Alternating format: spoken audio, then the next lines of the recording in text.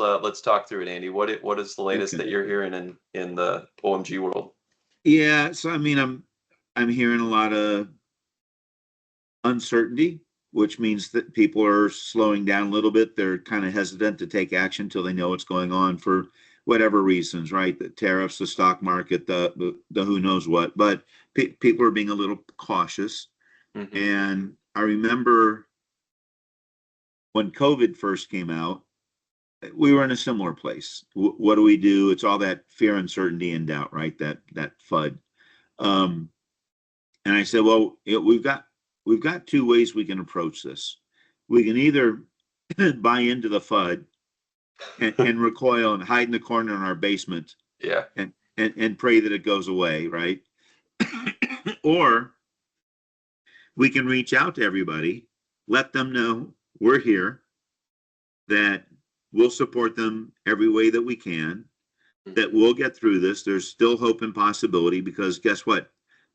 People still need to buy groceries. They still need to put gas in their cars and their trucks. They still need to pay their bills, and things will slow down. But they can't. The world's not going to stop. Yeah. So the question is, are you going to be the one who's going to bring hope and possibility to the people that you engage with, or are you going to feed the fear? And who do you want to hang out with? I want to hang out with the people that see hope and possibility. I don't want to hang out with the people that are just going to make me feel worse. So I said, I want you to be like that greeter at church on Sunday. You know, Yeah. when you walk into church, you got that person at the door welcoming you, telling you they're glad to see you and making you feel comfortable. I said, I want you to be the church greeter. Just reach out to everybody, make them feel welcome, let them know that you hear hope and possibility. And you know what? All my clients that first year of COVID, all their industries were down. Their businesses were up. I think the biggest one is that whole one of my biggest client, that whole industry was down 40%. Hmm. Their business was up 5. Now that wasn't their goals for the year. They had loftier goals than that. But the fact is that they even grew when everybody else was down significantly is pretty darn good. I would take that. So in the Great. time of uncertainty, when everybody's going, how do we upskill our people? I think one of the upskills is upskill their thinking. Amen. I will tell you, it traditionally, when you look at downturns, the best companies are the ones that invest at the time when everyone is divesting, whether that's in product development, in coaching and training and sales. We were talking about this at the end of 2023. You talk about timing and COVID and all that. At the end of 2023, the predictions were the manufacturing was going to be down in 2024. It was a rebuild year. And so what ended up happening is everybody, a lot of people were saying, oh, we're going to grow in 2024. It's like, no, the industry is not supposed to grow in 2024, but are you preparing for the growth spurts in 25, 6, and 7? And so in these downturns, you should actually be doubling down on how to separate and gain market share and do all those things that people invariably don't do. And if you look at where the indicators are, like we talked about, January and February, like in manufacturing, they were expanding. The markets are expanding in spite of all of the turmoil and the conversation that's going on.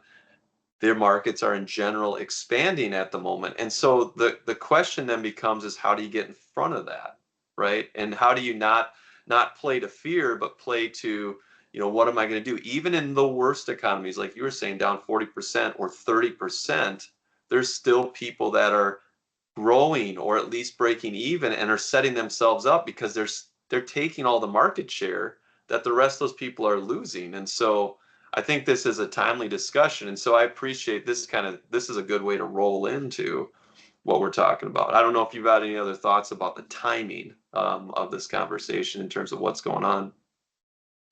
Well, no, I mean, I know it tends to be a little bit of a contrarian point of view, but you said it. It's get ahead of the curve instead of being behind the curve. So be proactive, not reactive. Yeah. And I know that's cliche, but it's true. Um, get ahead of it. And what keeps coming back to me is years ago I used to be a marathon runner, and to train for a marathon you had to get 70 miles a weekend. And you go out every day and you'd run, and some days would be nice and warm, and good for running, and other days would be cold and rainy and snowy and ice on the ground. But you had to get your 70 miles in, Yeah. and you're going to go out and run for 2 hours, and it's just, what do you do? One foot in front of the other. It's just one step at a time, and then at the end of 2 hours, you got your 17 miles in, or whatever the distance was at the time. So I view it as that way. It's like, you know what? Just focus on the fundamentals. Do it consistently on a daily basis, one foot in front of the other. Don't get distracted by the noise, because whatever you manufacture, people are still going to need it. Yeah. And they're going to get it from somebody. So why shouldn't that be you? Yeah, go get your fair share, as they say, right? Yeah, exactly. But if you pull back, somebody else that's optimistic and reaching out and saying, we're going to work with you, we'll find a way, they're going to get your piece of the pie.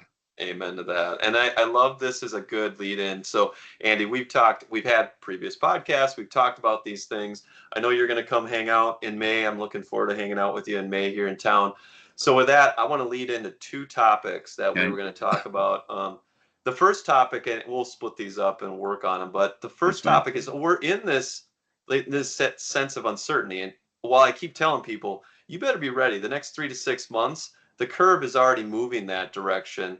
We're going to have other issues if we're not in front of it, meaning how do we maintain our customers and clients? How do we improve what's going on? Because we're going to need to serve them as the revenue side starts to pick up. But let's talk about sales team right now. One of the big areas of topic that I keep hearing from presidents and executives, CEOs, owners of companies right now is, and it has been, is almost always around sales team, right? Because when you think about an owner or a president, there's the three things they care about, right? It's cash flow, always number one. Nobody ever really talks about it, but it's always the biggest one that's on their mind, which is cost and revenue. Number two, the performance of their team. And number three, risk, right? Like those are three things that point out. And so when we look at the first one, which is the cash flow piece, and we look at one of the key drivers, which is obviously revenue, sales teams is always one of the big conversations. And in most cases, depending on who the president or the owner is, did they come up through operations? Did they come up through engineering? Sales can often be the last thing they want to touch, right? And so it's like, yeah, I got to go work on sales now. Like, okay, depending on the organization. And so this conversation around how do I get to a world-class sales team, and what do I do today in the middle of all the uncertainty going on right now, is really that this area that I'd like to talk about. And so from your perspective, what are you seeing in the, what have you seen? You talked about a little bit about the downturns in those cycles early, but if you're talking to a president and owner right now of a company, and you're talking about where their sales teams sit today, how do you approach that conversation? What would you tell them that they should be thinking about in the moment? What should they start by doing? Well, to me, it always goes back to the question of where you at, where do you want to be, and what are you willing to invest to get there? And I know some people use the excuse of, well, we don't have the cash flow right now to invest. And my attitude is more, you can't afford not to invest. If we take any professional sports team,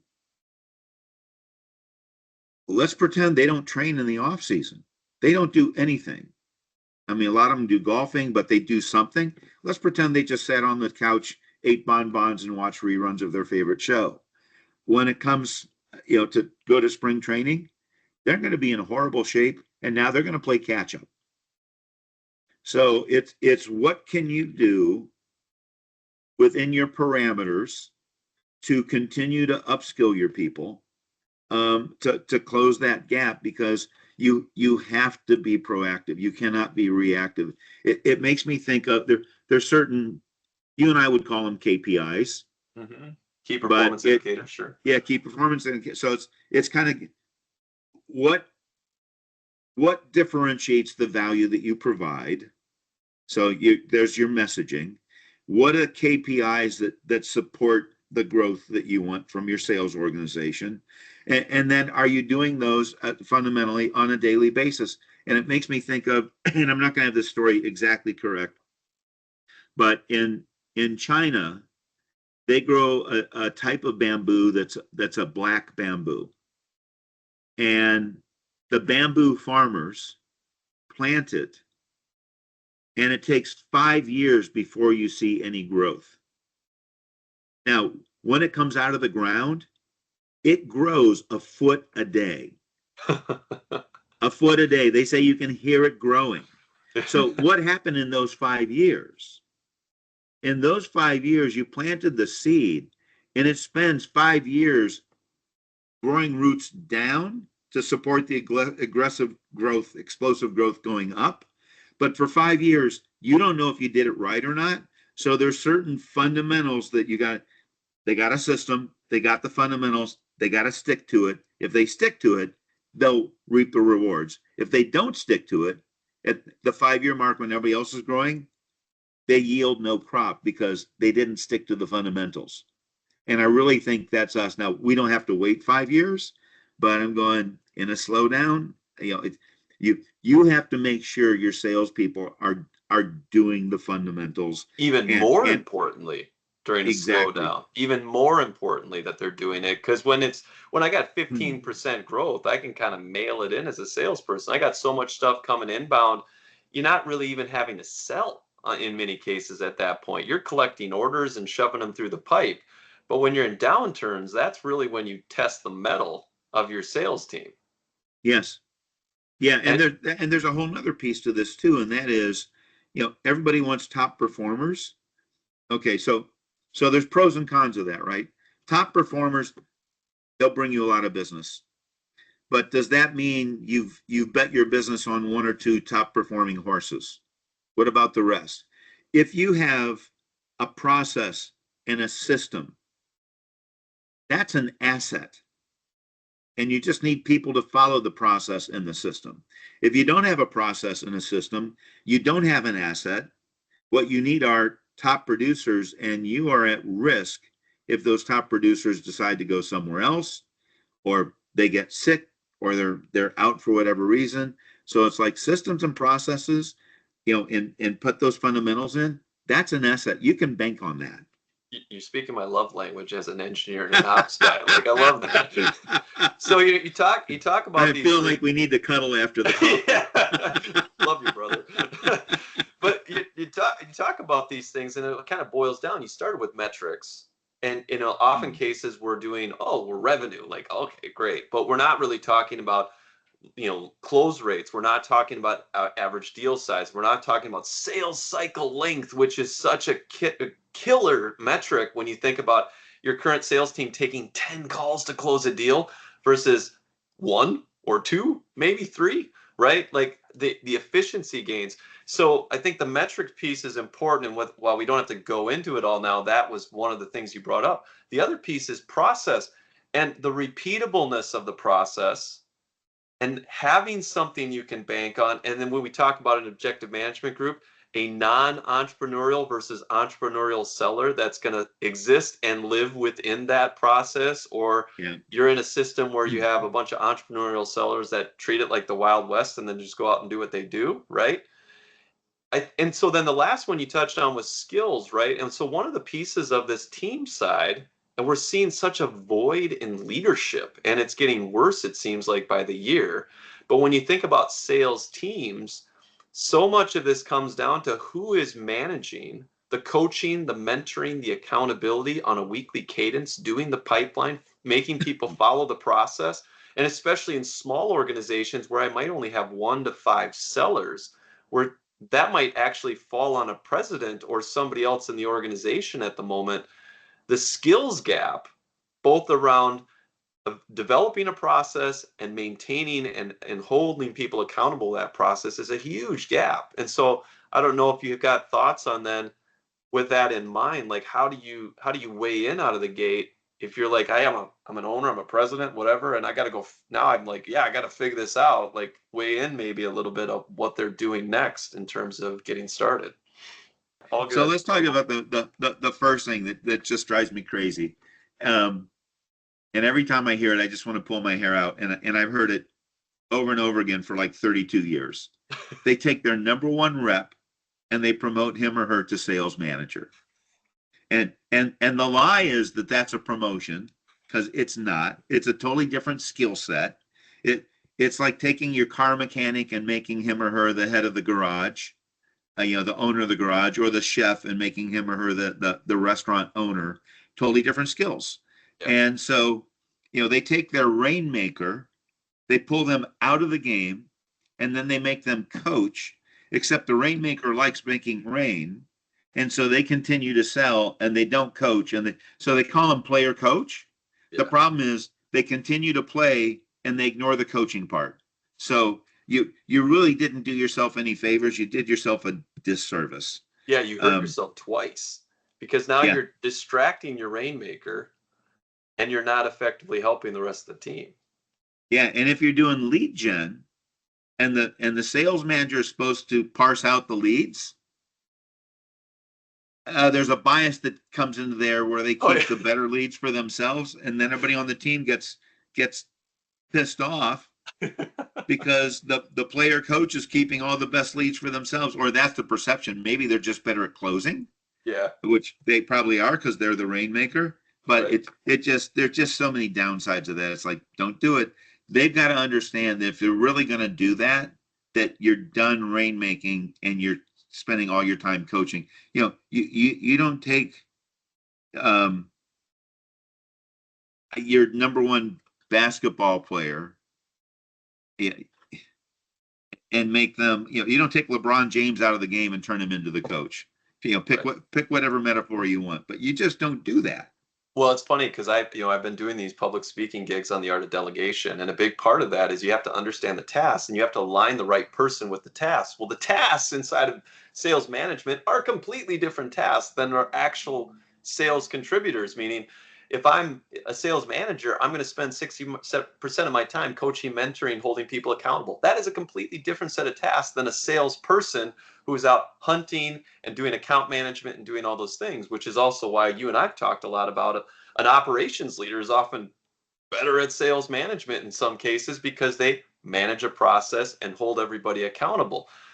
So with that being said, I think going back to that skills piece, right people, right seat, using EOS, framework, I think, we always talk about you got to start with the MRI. Like you preach the MRI out of the gate. So if you're an owner or a president and you're looking at, well, what do I need to do next? Well, it's kind of like going to the office, the doctor's office. You're not going to get surgery until someone does the MRI to figure out what's going on in the team. And so the press would be, go get the MRI, use objective management group, look at your sales processes, look at your team skill sets. Do we have the right standard work? Do we have the right process? Do we have the right people doing the right things that they are naturally, uniquely gifted to do? And Yes. to that point you brought up, which I love, which is like the NFL football point. Yes, there are going to be things that you need to change in terms of people or skills or roles or seats. But it's also okay to start out realizing we're past the trade deadline. And at some point, we got to take the team we got and start selling. That's exactly right. So yeah, to me, it's always start with a diagnosis. You wanted to me, I want to do a sales MRI because what most companies notice are the symptoms. What they don't know are the underlying root cause, or Because, the yeah, hidden weaknesses. And yeah, it's like, so if you're going to invest your time and energy, let's invest it into the thing that's going to make the difference, because you only yeah, have so much time in a day. And once you do that, now let's pretend the sales manager is the owner, because in these smaller companies with two, three, four reps, that probably is the case.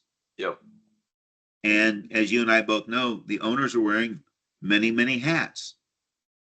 So they only have limited time to focus on sales. So what are the fundamental things they need to focus on? But to me, it needs to be daily. It's that 10-minute daily huddle, 15-minute daily huddle, to make sure that everybody's doing the core fundamentals, yeah, and it's building it's that daily habit. I had a guy call me up and he said, yeah, I've got this sales rep and the sales rep just isn't getting it done. And I said, okay, small shop, owner is the sales manager. has 2 salespeople, hired a new one. New one's not getting it done, so 2 total with the new hire. And I said, well, does he know what you want him to do? And he said, yeah, I want him to make calls. I said, calls on who? He goes, well, just go make some sales. And I said, okay, let's back up a second. You must have certain businesses that you thrive with. And he goes, yeah, I thrive because it's a sign business. He goes, the bulk of my business comes from parking lots. And I said, okay. So if you told him you want him to call parking lots, and he goes, no. I said, do you have a list of parking lots that he could call? Do you have a list of past clients who are parking lots that don't do business with you right now? I said, do you know there's a return to work order? And in the DC area, there's a lot of people who are going to be looking for parking spots.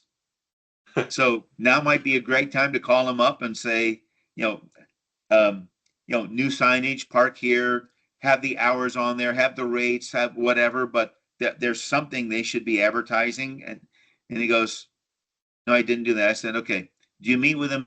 And then just set it down and go, here's some diapers, here's some food, take care of it yourself. Well, and so from that perspective, I mean, going back to like closing out this topic, like if somebody is in this mode where they're wondering what to do next, the MRI, like you would go to a medical exam, is the place to start. And that's Yes. where I would encourage people, if they're listening to this discussion, go do that next. Reach out, like let us help, like do that MRI to figure out what needs to be done next, because it doesn't have to be that complex. The tools Mhm. are in place, just like an MRI machine tells you what you need to know. There's tools in place to do that, and it can be fairly quick to get the information so that you can move forward. So I'd like to pivot, and Sure. we talked a little bit about specifically the teams, what you do now. Now I'd like to move into, okay, I know I've got a gap and I need to go find talent, because the other big issue that's going to happen, it's that time of year, right? We always talk about the time of year when Q1 is kind of when salespeople start to migrate a little bit more because they've gotten their payouts from last year. Then you start going to end of Q1, they finally got their checks, and so Q1, Q2 is when they like to migrate. They don't like to migrate in Q4 if they're going to do well for the year, right? So if you're going to catch the good sales teams, like now is a good time to think about that. So going into that, we're thinking about top sales talent, going out and acquiring that top sales talent. I know we've talked in the past about the Science of Hiring book, that you've written, shared that with the group. When you think about that science of hiring, you think about bringing on that sales talent right now, and you're talking to an owner or a president or a CEO of these companies. Where do you start that conversation when they say, "Yeah, I don't have what I need on the sales team, and I need to go find it"? Like, where do you start that conversation? What would you tell them? My starting point would be, let's define what the role really is. Because a lot of times I discover they don't. When I ask people, send me the job description, what I get is a job ad, not a job description. Mm. And if you don't have a clear job description, everything else you do is going to be incorrect. The ad's going to be wrong. The interview questions are going to be wrong. Onboarding is going to be wrong. And you're going to end up with the wrong person. And then you're going to be frustrated going, well, I don't understand. They interviewed well. Yeah, they're salespeople. They should be able to interview well. They have good people skills, right? They talk a good game, but can they perform? To me, it's getting clear on what's the job, including the hard parts, the ugly parts. And that's why I like the Ernest Shackleton ad so much. For anybody who doesn't know what that is, Ernest Shackleton was a British explorer, and it was a race to the Arctic Circle. And this ad, which is probably a great marketing piece because nobody can prove the ad was really written, but the ad has men wanted for dangerous journey, uh, hazardous hazards, cold nights. Likely death. Yeah, chance of success doubtful. creates Yeah. lesion, you're probably going to die. Yeah. And then it ends with fame and fortune upon success. So, you know, he's like, here's what's possible, and here's the scary parts. And I Yeah. really think you need to look. To me, the scary parts are, what are the parts that your salespeople push back on that you think are, this is really the number one thing. So let's pretend that's prospecting. If if 70-80% of their time should be prospecting, you should say, the job description should say 80% of your time is prospecting. Amen. Do the hard part up front, and then, and what's the reward? Because what does a top producer make, or what do they get? Do Put the they get, you dollars and I right in the ad, right? Yeah, you and I amen. were talking about the bucket list fund. Yeah. Okay, then let's say, here's the scary part. Here's what a top producer makes, and we have a bonus. We contribute to your bucket list fund. Yeah. So Something let's, along those lines. something along those lines. But I think this goes back to, we've talked a lot about the process methodology, right? So when you think about hiring a salesperson, you start right with the role profile and you map out the role, because we also think, hey, it's just because everybody's like, oh, I want a hunter, I need a hunter.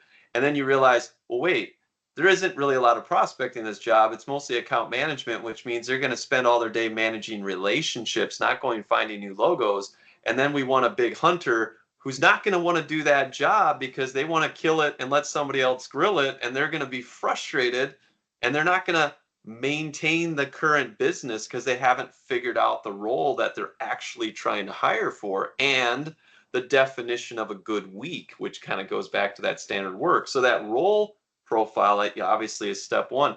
One of the other things that I've, internally, we've talked quite a bit about is the cultural fit traits, right? Where we talk about, sometimes sellers are really good in certain environments, but they're not necessarily good in other ones. We talk a little bit about what's their operating system, core values, those types of things that we always kind of like shy away, like we don't go into that because we don't look internally and says, what's made sellers successful in the past in our business?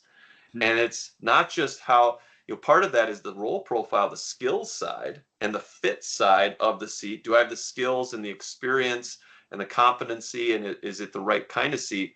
But then also culturally, how do I interact within the team? And then move into things like writing the ads, being transparent of what they are, posting them properly. Those kinds of steps play out. But more and more, we've internally talked about some of these cultural, like this fit alignment and the operating system of the individual. Are they going to be actually committed to getting better? Like, is one of the things that we evaluate in objective management group, or are they like fixed mindset? I am what I am, and that's what I am, and I'm not willing to grow, right? So, as you think about that process, we think about that in terms of the ads, the strategy of the ads, the assessment links, then to the comments you've raised in the past, how do I do a qualifying non-biased qualifying call? What's my interview guide? And then what's my onboarding plan? So thinking holistically around the process. And I know Yes, that you've preached this a lot, and you and I have had a lot of conversations on having the right process to go and find the right people. that's right. And it's, you mentioned values. So I've been interviewing a potential VP of marketing for a client, which is not something I normally do. And I made sure to add one values question into the interview. And because their values is, or one of their top values is about continuous learning. And I like to hire people who play at the job, that they see the job as fun and play, not a chore. There's a difference between those who can get by and those who thrive. Yeah. You'll interview plenty of get buyers, at leasters, but the ones who thrive, and it's their sport, right? They eat, drink, and sleep it. So I interviewed one person and I said, tell me what you do to improve yourself professionally. And she said to me, well, I do stuff that's on LinkedIn, which is done by LinkedIn, which is already biased because there's only one answer. You can do this on LinkedIn. Yeah. Okay. Now, what happens if the target audience for my client isn't on LinkedIn or not active on LinkedIn? She brings no value. And okay, so she's doing some kind of continuous learning, but it's almost more perfunctory. Yeah. Then the second one I talked to, I said, tell me what you do for personal professional development. And she goes, oh, well, I follow these guys and I follow these guys and I follow these guys. And I said, okay, great. Tell me what they specialize in. Well, this one specializes in this kind of marketing and this one specializes. So what I'm seeing is she's following multiple people, all with different areas of expertise. So she has a very broad perspective. And I'm like, okay, so she'll figure it out. She'll find a way to get to the people that my client needs to get to if they're not on LinkedIn, or even if they are on LinkedIn. But I'm going, okay. And she said, this is my passion. I'm like, that's what I'm looking for. So, you know, if you're talking about values or cultural fit, make sure you add one of those into your interview. But you're right. Yeah, You know, we talk about but that too, because we talk about like what guides your decision making. Like, what actually are you using? Who do you go talk to when you have to make hard decisions? Where do you go find, what process do you go through? What guides and influences your decision making really says a lot about, that operating system someone has, where they yeah, approach things, like those kinds of questions. I think the other piece when we talk about, and then we've talked about the MRI on the current sales team, but when we talk about the equivalent of the MRI on the future state person that might come in, it's the same process. I still need to do the MRI on the individual, which is why the assessments, the objective management group piece is part of that. Because, I mean, we've talked about resumes are an 18% predictive validity, right? Like I could flip a coin, I'd have a better shot, right? yeah, And, exactly. and even the EQ exams, which so many people are leaning towards, these emotional intelligence exams that are still less than 25% predictive validity, or even traditional interviews at 20% or behavioral exams at 20%, none of these really give you a predictive validity of indicator of whether or not this person is going to have in sales the right experience and the right alignment around the job specifically that you're doing. Because even if I have a great salesperson in one seat, in one industry, in one market, they might not be a good fit for the market I'm in with the job that I have and the work, the standard work I need done. They might not thrive in that because it's not what they're used to, what they like to do, to your point earlier. And so I think going back to that, the assessment of MRI is still super important. It's a key piece of making sure that we get that alignment. Yeah, and it's interesting because at one time I'd worked with three competitors at the same time, all selling the same things to the same people, and I would watch the salespeople jump from one company to the next to the next, and they jump from one where they were being fairly successful to the next one where they would crash and burn, selling the same thing to the same people for about the same price point. Now, why is that? Because the mistake people make is, oh, well, they have experience. They work for competitors. They know the industry. They know the people. They can call on them. Yeah, but there's more than just that, right? What is the culture? How are they managed? I mean, it's not just look at that experience and go, that experience matches what we're looking for, hire them. There's more to it than that. Yeah, and I agree. And that's where this, again, the MRI and the fit discussion, the alignment discussion. I think the other bit, so if someone's struggling, well, oh, this is so complex, there's so many unknowns, therefore I can't make a decision to move forward. The comment I would say to somebody is, no, there is a very specific defined process that if you follow it, you will get success. Maybe not 100%, but clearly better than the typical 25% or less that most people are getting today. In fact, this week I talked to somebody, they're like, yeah, we are 0 for fill in the blank number of the amount of sales success we've had with hiring salespeople. And so if the point is if you follow the right methodology and process, your success levels can jump north of 50%, even into the 70th percentile, success rate of getting the right people in the seat. And so it's not about all the unknowns, it's about following the right process. That's right.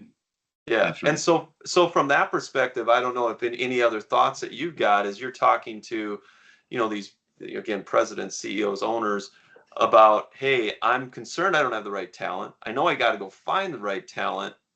Um, you know, any other final thoughts for them? Yeah. I'll say this, then I'll explain it. You've got to do the work. You're going to do the work on the front end, or you're going to do the work on the back end. And if you hire the right people, your job as president of the company and growing revenue becomes a lot easier. If you short circuit that and you just don't do it right on the front end, then you hire the wrong person who looks right. And then you keep them for 6, 9, 12 months, realizing that they were probably a hiring mistake and it's your fault, but you feel guilty because you don't let them go because you hired them. And you spend all this time trying to make them better. You do coaching, mentoring, put them through some sales training, improve your tech stack, change CRM systems, add some AI, all these things, but there's a problem. All those things don't make a bad hire better. Yeah. And so, I like to think of it as you wanted to hire a hunting dog, but you didn't. You hired a cat, and then you invest all this time at the end of the year and all this resources. And at the end of the year, you still got a cat. Yeah. And you need a hunting dog. So what do? You fire the cat and you start the process over again. And if you don't do it right this time, because you're in a rush to get a body and a seat, it's just wash, rinse, and repeat. You hire another cat. You hire another cat. And don't get me wrong, I love cats. They're nice and cuddly and fluffy and they purr and all that stuff. But you need a hunting dog. You need a hunting dog. Love it. Well, and so this is perfect. This conversation's been great. I don't know any other any other closing thoughts? No, I think that's it. Hopefully, presidents, it's you need to pay as much attention to your sales organization as you need to do to total quality management of your production. Yeah, it goes back to the cash flow thing. That's almost, I mean, I very rarely have met an owner, specifically an owner, who has ever not agreed that cash flow is the most important thing in their universe, right? And we always it's easier to kind of look at the cost side and cut costs and try to get to that equation. But you're almost always better off selling your way out of a problem. You're almost always better off driving, and most, entrepreneurs know this by nature. It's like when times get hard, they pivot and then they go try to sell their way out of the hole. Those that end up being most successful, instead of crushing the team or cutting all the way, you can't cut your way to growth. It doesn't work. And so if there was one area of your organization that you do want to be focused on, it's your revenue generating area of your business, and having the right process and methodology to drive cash flow is, I mean, if there was one place to work on, that would be the place to start. Agreed. So with that being said, it was awesome. It's always good to connect up, Andy, and looking forward to the next time we meet. Thanks, Jeff. Thanks for your time. Take Absolutely. care. See ya.